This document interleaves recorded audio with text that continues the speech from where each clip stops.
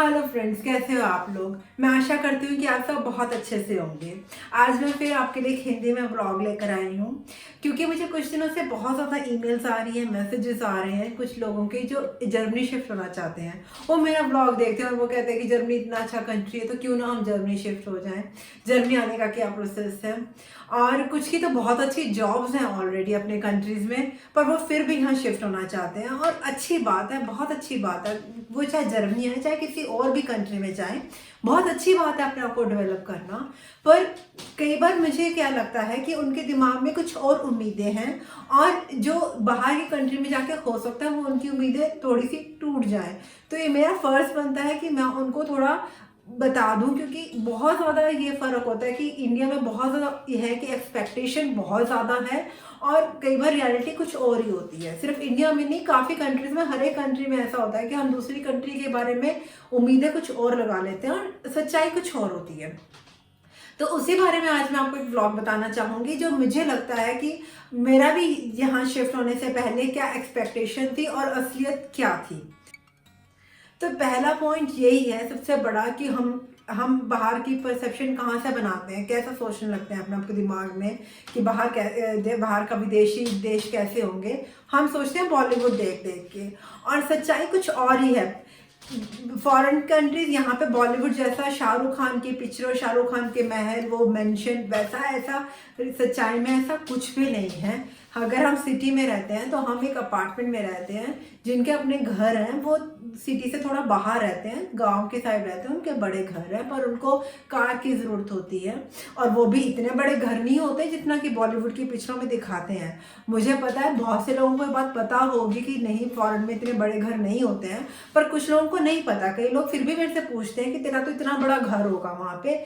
ऐसा नहीं है। मैंने एक पिक्चर देखी थी जब हैरी मेट सेजल, और मुझे वो पिक्चर बिल्कुल अच्छी नहीं लगी, सिर्फ इस वजह से क्योंकि उस पिक्चर में शाहरुख खान की चाबी गुम जाती है, अपार्टमेंट की गुम जाती है, और वो अपने जिस लेडी का अपार्टमेंट होता है उसको वो 20 यूरो देता है कि इस 20 यूरो में तू दूसरी चाबी बनवा लियो।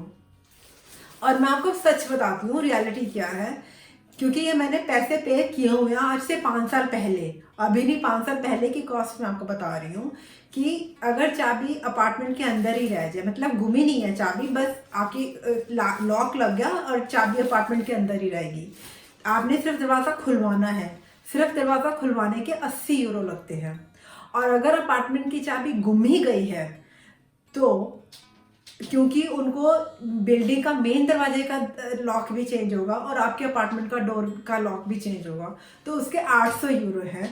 और उसके लिए आपको पुलिस की रिपोर्ट भी लगानी पड़ती है। वो इतना आसान प्रोसेस नहीं है और इतना सस्ता भी नहीं है। तो इसीलिए आप सच्चाई में आपको ये जानना होगा कि कॉस्ट ऑफ लिविंग यहाँ की ज़्यादा है।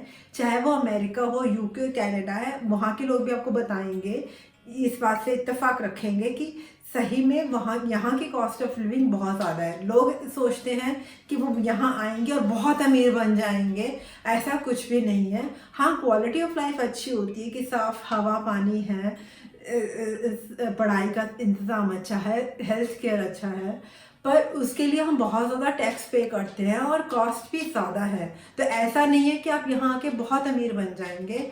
ऐसा मैं तो नहीं सोचती कि मैं बाहर इसलिए आई हूँ कि मैंने बहुत ज़्यादा पैसा कमाना था।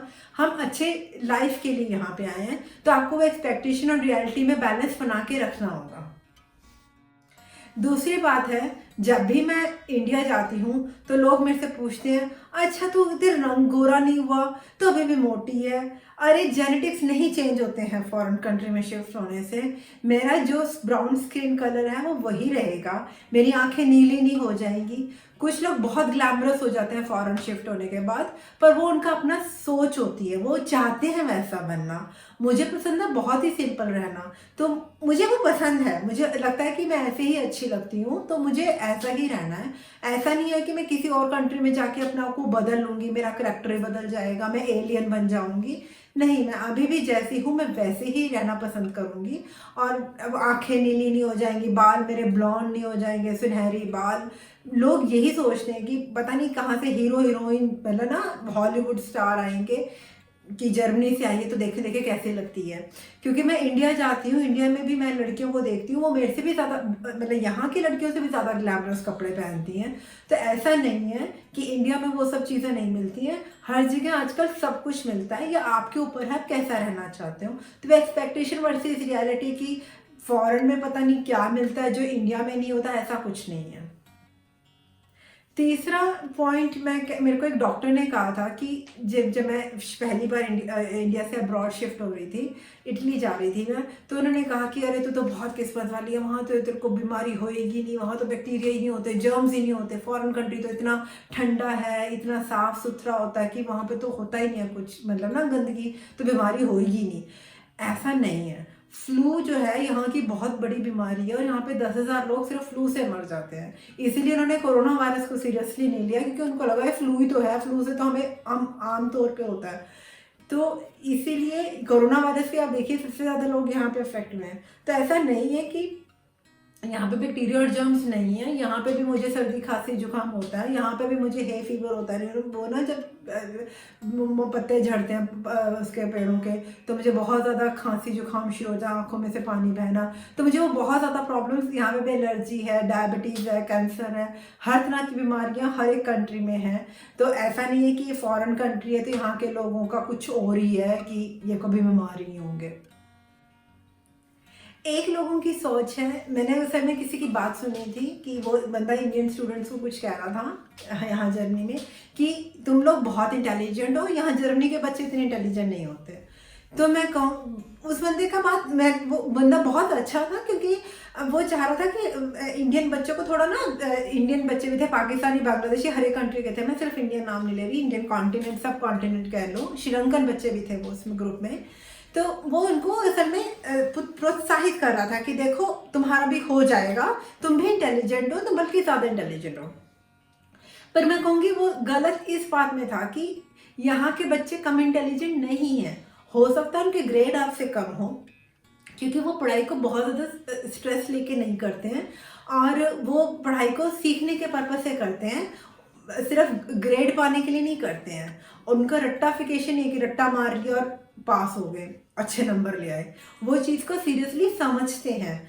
मेरे ऑफिस के लोग हैं, मेरी क्वालिफिकेशन उनसे ज़्यादा है, पर मैं उनसे हर रोज़ कुछ नया सीखती हूँ, और वो मेरे को बहुत प्यार से समझाते भी हैं। घमंड नहीं है कि हाँ तुझे तो इतना भी नहीं आता, नहीं, बहुत अच्छे से समझाते हैं, क्योंकि वो इस चीज़ में बिलीव करते हैं कि हमने सीख के आगे बढ़ना है। उनके लिए पढ़ाई कोई स्टेटस का नहीं है कि देखो हमारे पास ये है तुम्हारे पास नहीं है। वो पढ़ाई को सिर्फ एक पेपर मान के नहीं चलते, वो पढ़ाई को नॉलेज करते हैं। और इसीलिए अगर आप इस चीज़ को दिमाग में रखें कि यहाँ के लोग पढ़ाई में इंटेलिजेंट हैं तभी डेवलप्ड हैं, तभी डेवलप्ड कंट्री है, क्योंकि यहाँ के लोगों में वो स्किल नॉलेज है, वो उतना काम आता है, ज्ञान है। तो आप उनकी रिस्पेक्ट करेंगे तो बदले में रिस्पेक्ट भी पाएंगे। इसका मतलब ये नहीं कि आप अपना आत्मविश्वास खो दें, अपना आत्मविश्वास बना के रखिए, पर साथ में रिस्पेक्ट भी कीजिए। एक और बात है जो मेरे को बहुत सुनने को मिलती है कि अच्छा फॉरेन कंट्री में जा रही है, वहाँ के तो लोगों की मॉरल वैल्यूज़ ही नहीं होती, बच्चे क्या सीखेंगे, वहाँ तो कोई कल्चर ही नहीं है। वेस्टर्न कल्चर को इतना ज़्यादा नेगेटिव बोलते हैं, इतना ज़्यादा नेगेटिव बोलते हैं कि समझ में नहीं आता मुझे कि क्या है। यहाँ के लोगों में भी बहुत ज़्यादा मॉरल वैल्यूज़ हैं, यहाँ के लोग भी बहुत इमोशनल होते हैं, यहाँ के लोग बस को इनको सही और गलत की पहचान है, इनको पता है कि क्या, जैसे उनको पता है कि आदमी अगर पति मेरे को मार रहा है तो ये गलत बात है, मुझे इसकी से अपनी सुरक्षा चाहिए, मुझे ऐसे पति के साथ नहीं रहना। फिर भी मार खा खा के भी साथ रहना वो कल्चर वैल्यू नहीं है। अपने बच्चों की अच्छी परवरिश करना, अपने बच्चों को अच्छा आत्मनिर्भर बनाना, अच्छी परवरिश देते हैं यहाँ के लोग, अपने बच्चों का बहुत अच्छे से ध्यान रखते हैं और बच्चों को बहुत ज़्यादा केयर करते हैं बच्चों की। तो इसीलिए ये सोचना कि वेस्टर्न कल्चर है, मैंने तो यहाँ से बहुत पॉजिटिव सीखा है और मैं तो चाहूँगी कि मैं वैसी बनूँ, वो हो, क्योंकि यहाँ के लोग ईमानदार हैं, मेहनत करना जानते हैं, अंधविश्वास में नहीं बिलीव करते हैं। कुछ गलत लोग हर देश में हैं, हर संस्कृति में हैं, कुछ गलत बातें हर संस्कृति में हैं, पर आपको मतलब है सिर्फ अच्छी अच्छी बातें हर एक संस्कृति से सीखो, उसकी इज्जत करो, और तभी आपको इज्जत भी मिलेगी और तभी आप खुश भी रह पाओगे।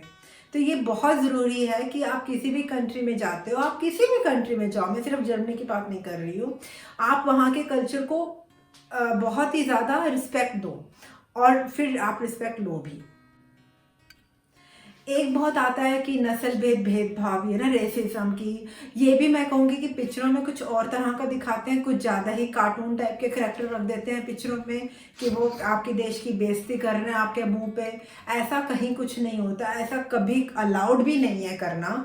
आप पुलिस में जा सकते हो अगर कोई आपकी इस तरह से बेइज्जती करे, बिल्कुल ऐसा अलाउड नहीं होता। मैं रेसिज्म के ऊपर एक अलग से एक ब्लॉग बनाऊंगी भी। तो क्या है कि आप इसीलिए, मेरा मतलब ये व्लॉग बनाने का सिर्फ ये था कि अगर आप किसी भी कंट्री में, नई कंट्री में जा रहे हो, तो सबसे पहली बात, all the best to you. भगवान आपको बहुत तरक्की दे, आप कहीं भी रहें, पर आप अपना दिमाग खुला रख के आइए, उस देश में एडजस्ट होने की कोशिश कीजिए और अच्छे से रहिए।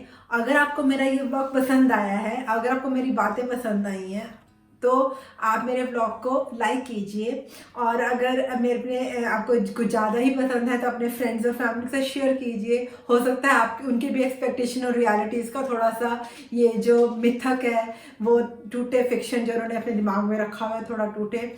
और मेरे चैनल को सब्सक्राइब कीजिए अगर आपने अभी तक नहीं किया है, और मैं आपको अगले ब्लॉग में मिलूँगी अपने। तब तक अपना ढेर सारा ध्यान रखिए, स्वस्थ रहिए, मस्त रहिए, और तब तक बाय बाय।